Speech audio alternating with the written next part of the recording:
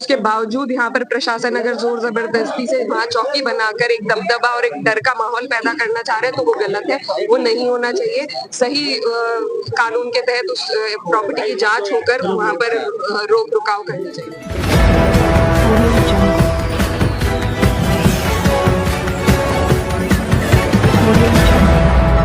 Session चल रहा था, वहां पर मौजूद थे और उसके बाद से उन पर लगातार कभी बिजली चोरी का, कभी किसी और तरीके का, ये जो सरकार है भाजपा की, इनकी यही नीति रही है कि विपक्ष के जो भी लोग हैं उन पर झूठे मुकदमे लगाकर उनकी आवाज को रोका जाए। तो ये उसी के तहत है। 2 करोड़ का एक दिन में तो मुकदमा नहीं बन सकता, इतने दिन से क्यों नहीं उन पर तहकीकात की गई? अगर ऐसा कुछ सच्चाई थी तो हमें लगता है ये सब बिल्कुल झूठ है, बेबुनियाद है और सिर्फ यहाँ की आवाज को रोकने के लिए, पार्टी को परेशान करने के लिए, पार्टी के लोगों को प्रताड़ित करने के लिए ये सब किया। लेकिन कुछ लोग कह रहे हैं कि आप 40 दिन से नहीं आई, 24 नवंबर को हिंसा हुआ, उसके बाद आज सांसद जी पहुंचे हैं यहाँ पे। जी, हम लोग 2 बार प्रयास कर चुके हैं, हमें रोका गया था। आज भी हम बड़ी मुश्किल से गाड़ियां बदल बदल कर यहाँ पर पहुंचे हैं। तो लगातार यहाँ पर ऐसा एक वो बनाया जा रहा था कि कोई नहीं जा सकता है, लेकिन उसके बावजूद यह आज हमारी तीसरी कोशिश है और हम लोग यहाँ पर पहुंचे हैं। तो ऐसा नहीं है, लगातार हम संभल के दर्द को, पीड़ा को अपने दिल में लिए हैं। हमने संसद में उठाई है सारी बातें और जो भी हम कर सकते थे करने का पूरा प्रयास कर रहे हैं और हम यहाँ के जो पीड़ित हैं उनके साथ है और लगातार इंक्वायरी की मांग। आखिरी सवाल है, जो शाही जामा मस्जिद है उसके सामने पुलिस चौकी बन रही है, इसके अलावा कुछ लोग उस जमीन के ऊपर दावा भी कर रहे हैं, क्या कहेंगी आप जो शाही जामा मस्जिद के सामने चौकी बन गई है? देखिए, जहाँ तक मेरे जानकारी में मामला आया है, यहाँ पर एएसआई का भी इन्वॉल्वमेंट है और जो प्रॉपर्टी एएसआई मार्क कर देता है, चिन्हित कर देता है, उसके इर्द-गिर्द 100 मीटर तक कंस्ट्रक्शन अलाउड नहीं है। तो उसके बावजूद यहाँ पर प्रशासन अगर जोर जबरदस्ती से वहाँ चौकी बनाकर एक दबदबा और एक डर का माहौल पैदा करना चाह रहे हैं तो वो गलत है, वो नहीं होना चाहिए। सही कानून के तहत उस प्रॉपर्टी की जांच होकर वहाँ पर रोक रुकाव करनी चाहिए। अफसोस है कि पुलिस की तरफ से ऐसी इस प्रकार की बातें आना जिसका कि औचित्य कोई मतलब नहीं बनता। मैं आपसे पूछ रहा हूं, अगर इस बात को आप लोग सच मान सकते हैं तो मैं ठीक है, इस बात को भी सच मान लूंगा कि लोगों की आपस की गोली से मृत्यु हुई।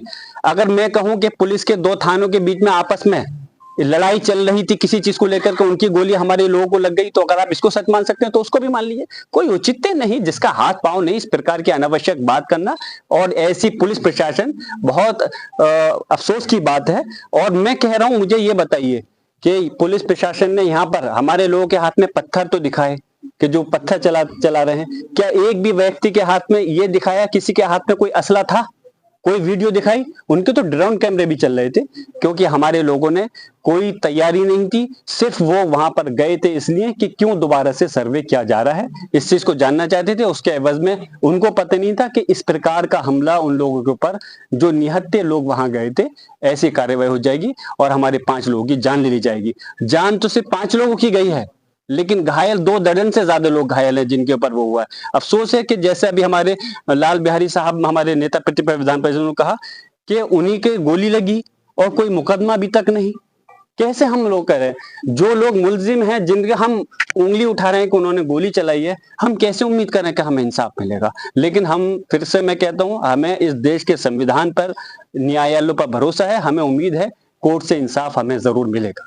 यहाँ पर जो एफआईआर है उनको लेकर क्या कहेंगे? बिजली चोरी की भी एफआईआर है, हिंसा को लेकर जो घटना हुई 40 दिनों से। देखिए, जो घटना हुई है, यकीनन उससे सिर्फ संभल नहीं, पूरा प्रदेश और देश शर्मसार हुआ है। जो इस प्रकार की घटना यहाँ संभल में अंजाम दी गई है, और ये हकीकत है कि संभल अति संवेदनशील जगह रही है और यहाँ पर पहले जरूर आपस में लोगों का इख्तलाफ था, झगड़े थे, लेकिन ये भी एक हकीकत है कि 29 साल से यहाँ पे कोई हिंदू मुसलमान का कोई फसाद नहीं हुआ है। लोग सुकून से रह रहे हैं, इस सुकून को आग लगाई गई है और ये भी सच है, हमारे 5 लोगों की जान ली गई है। हमने उसकी आवाज को, हमारे नेता माननीय राष्ट्रीय अध्यक्ष अखिलेश यादव जी और पूरी पार्टी ने, हमने संसद के अंदर दोनों सदनों में, हमारे प्रोफेसर रामगोपाल यादव जी ने, सब लोगों ने मिलकर के माननीय सांसद जी ने उठाया, और विधानसभा के अंदर जो अभी आपके सामने हमारे माननीय विपक्ष के नेता माते प्रसाद पांडे जी और अभी विधान परिषद के हमारे नेताजी बोल रहे थे, पूरी मजबूती से सिर्फ संभल के लोगों की हक की आवाज के लिए उठाने का काम किया।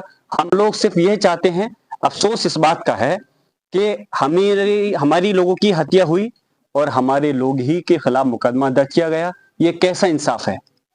लेकिन हम संविधान पर यकीन करते हैं और इस संविधान को मानते हैं और हमारा न्यायालय पर पूरा भरोसा कायम है।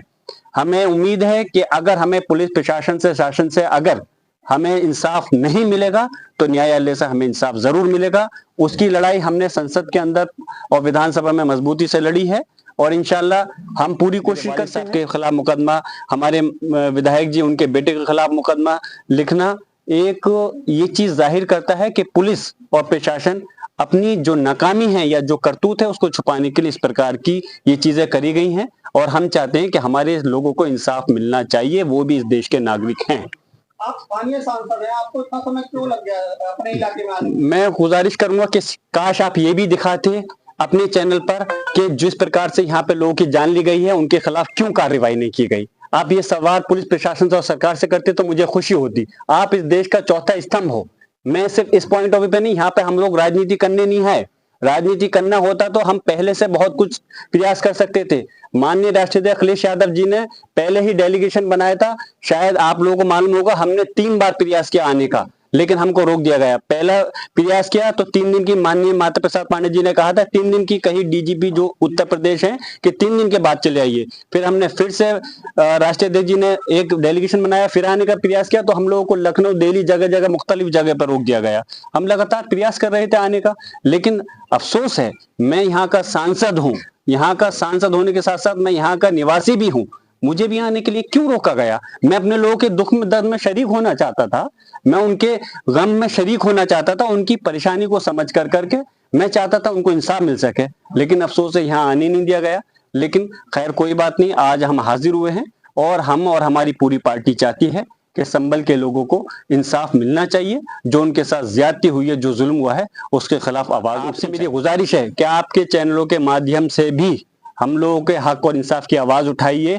आप भी ये मत सोचिए सिर्फ मीडिया के लोग हैं, आप भी नागरिक हैं, आप भी किसी न किसी परिवार से जुड़े हुए हैं और मीडिया के लोगों के साथ में कितनी ज्यादती हुई है, राष्ट्रीय अध्यक्ष जी ने कहा, आप लोग भी तो वाकिफ हैं। फिर अगर आप लोग नहीं उठाओगे तो कल को कोई भी किसी के साथ बख्शिश का खाना नहीं रहेगा। हम सिर्फ आप लोगों की आवाज को उठा रहे हैं। देश की हालत है वो खराब होती जा रही है। चुनाव में धांधली हुई, चाहे कुदरकी हो, चाहे कचहरी हो, चाहे खैर हो, चाहे मझुआ हो, इन्होंने पुलिस लगाकर बड़े पैमाने पर वोटों को डालने से रोका और अपना वोट पुलिस के माध्यम से डलवाया। दूसरी बात, कानून व्यवस्था की स्थिति दिनों दिन गिरती जाती है। मेरे पास पूरे सूबे का रिकॉर्ड यहाँ बताने की जरूरत नहीं, लेकिन जहाँ से हमारे मुख्यमंत्री जी आते हैं, गोरखपुर की भी कानून व्यवस्था बहुत, हर हफ्ते जब ये रहते हैं तो वहाँ गोली चलती है और डकैती होती है। सबका रिकॉर्ड में रखा था, चूँकि उसमें चर्चा नहीं हो सकी, रखा नहीं। कानून व्यवस्था, बेरोजगारी दिनों दिन बढ़ती चली जा रही है। हमारा महंगाई दिनों दिन बढ़ती चली जा रही है। उच्च तरफ से ध्यान हटाने के लिए इस तरह से नियोजित घटनाएं सरकार करा रही है, ये मेरा आरोप है। दूसरी बात एक चीज और कहना चाहता हूँ, अखबारों में रोज छप रहा है यहाँ खुदाई हो रही, कहीं कुछ हो रहा है। मस्जिद के सामने कुछ वर्ग मीटर में ये पुलिस चौकी बनाना चाहते हैं। जब वो एसआई के अंदर वो मस्जिद है, उसके बगल में किसी को घर बिना परमिशन का नहीं बनाने देते, तो क्या चौकी बनाने के लिए इन्होंने पुरातत्व विभाग से परमिशन, एसआई से परमिशन लिया है? अगर नहीं लिया है तो कैसे बन रहा है? ये अनैतिक अवैधानिक काम पुलिस के द्वारा हो रहा है कि नहीं हो रहा? इसलिए हमारी मांग है कि इन अवैधानिक कार्यों की जांच होनी चाहिए और जांच होकर जो भी इस तरह के काम कर रहे हैं उनके विरुद्ध कार्रवाई होनी चाहिए। उसके बाद उन्होंने कहा जमीन हमारी है और हमने वक्फ कर दी है। उस जमीन को लेकर विवाद हुआ, इस पर आप क्या कहेंगे? देखिए, जमीन पुलिस जो है सबके जमीन पर चौकी नहीं बना सकती। जो उसकी जमीन होगी, सरकार की जमीन होगी, उसी पर बना सकता। बिना किसी के परमिशन के उसकी जमीन या तो एक्वायर करें, मुआवजा दे के उस जमीन को लेंगे तब बनावे। वक्त की जमीन को भी ये जबरदस्ती नहीं दे सकते। दाऊद इब्राहिम और आईएसआई का लिंक था। देखिए इस सरकार को मुसलमान के प्रति बड़ी संवेदना नहीं है। ये दाऊद इब्राहिम को तो जानते हैं, लेकिन अशफाकुल्लाह खां को नहीं जानते हैं। ये अब्दुल हमीद को नहीं जानते हैं। ये ब्रिगेडियर उस्मान को नहीं जानते, जिन्होंने सीमाओं पर अपनी जान दी।